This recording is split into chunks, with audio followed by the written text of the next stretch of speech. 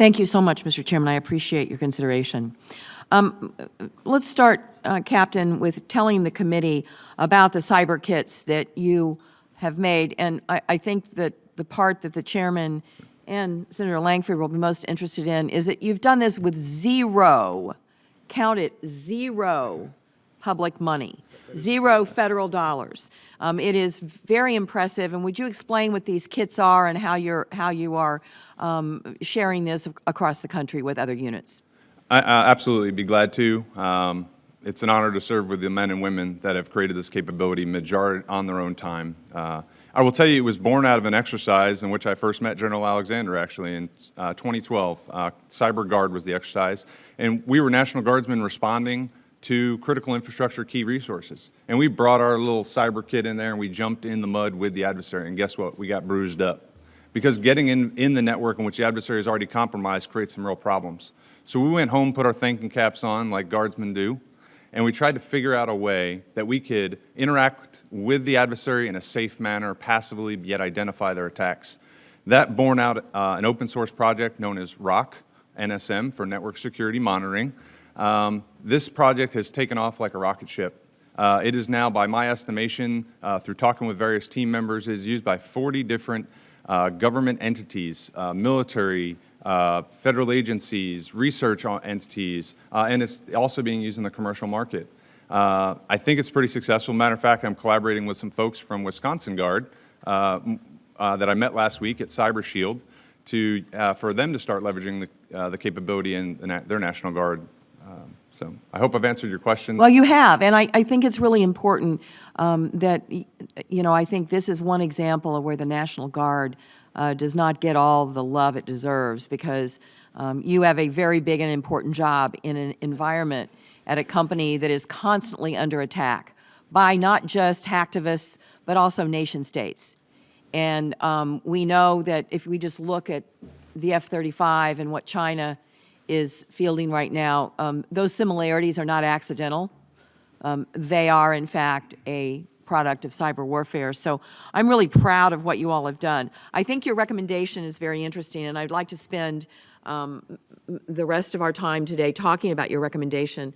What you're saying is we should have a new uniformed service that is U.S. Cyber, that brings everything under one, one hood, one roof. Why don't you talk about that a moment and talk about why you think it is important to separate U.S. Cyber from the rest of the military and the rest of the civilian workforce? Okay, pretty complex topic. Obviously, creation of an entire new uniform service is nothing that we're going to solve here today in this room exactly, but I would like to share some thoughts on the problems I have seen. I don't mean to speak disparaging, but there's a little bit of rice bowl fighting amongst the services, right? For total cyber turf missions, wars everywhere, and especially on cyber. Absolutely, because the cool new thing and everybody wants a piece of the action. In particular, I see pretty hard lines drawn between the active duty and the National Guard and Reserve component. I find that very interesting because many of the folks on the active duty that I have had the opportunity to train, they're wonderful, but they're also a lot younger and a lot less experienced than the folks that I have worked with in the National Guard. Due to their experience in industry for 10, 15, 20 years, and they're still wearing the uniform, the things they bring to that cyber fight are rather unique. But I digress.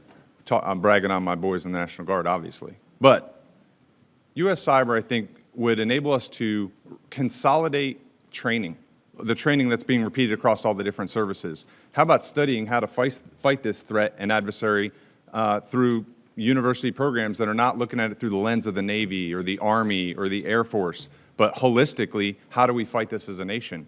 And I think there's opportunities if we made a force that was made of active component and reserve component and leverage the titles available to each of those components. What I mean by that is, for example, Title 32 and Title 18 authorities that people in uniform in the National Guard can partner with law enforcement and with the governors of their states and interact with that critical infrastructure or just businesses in corporate life. We're not structured that way today. We look at that as that's a Homeland Security issue, but I would question how much that is actually happening in corporate America, and what does that collaboration look like between companies and Homeland Security, even though that is their role, as I understand. Do you interact with Homeland Security in your role at Monsanto? I do not. Now, we do interact with the FBI when we have an investigation. Right. And that goes something like But there's not an ongoing communication or integration in terms of critical infrastructure. We do subscribe to some of the government's threat feeds through Homeland Security, but honestly, I think that the corporate solutions have far surpassed that with companies like Symantec, CrowdStrike, many others. This sharing that we're all talking about, they have an entire ecosystem and a business model built around it that is lightning fast, that shares information across all sectors.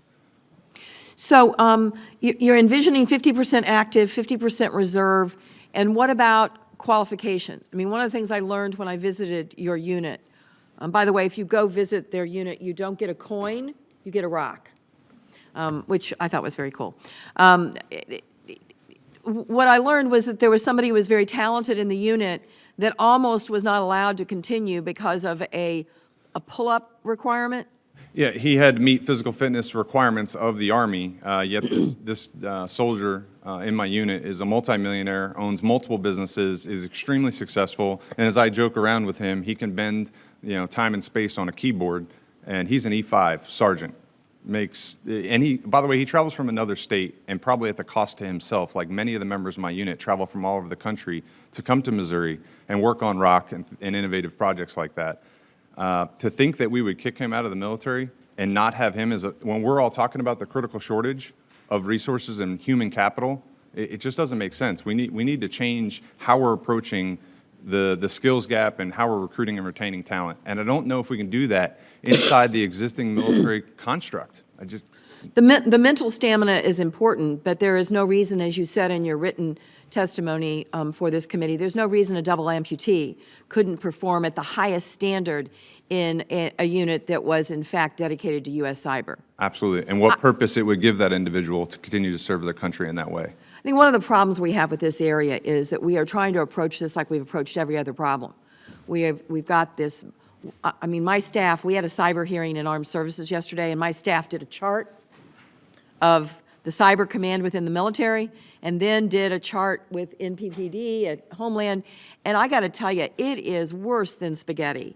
It is so confusing and so disparate, and there's no wonder that we're having all these turf wars. So I think even though this is a bold idea, and a lot of people around here would just go, well, we can't do that, and there's probably going to be significant pushback from the military, I think this is a really good idea, and I think it's time we think outside the box, and I appreciate you bringing it to us today. I think the U.S. Army pushed back pretty hard. They didn't want to lose a thing called the U.S. Army Air Corps, and the creation of the U.S. Air Force, thanks to Billy Mitchell, it worked out pretty nicely for us. It sure did. So that's a great example that we need to think boldly and be aggressive here. I do think in the long run it's going to save us resources too and up our capability, especially in terms of interaction with the private sector. So I really thank you, Captain, for being here today. Thank you, ma'am.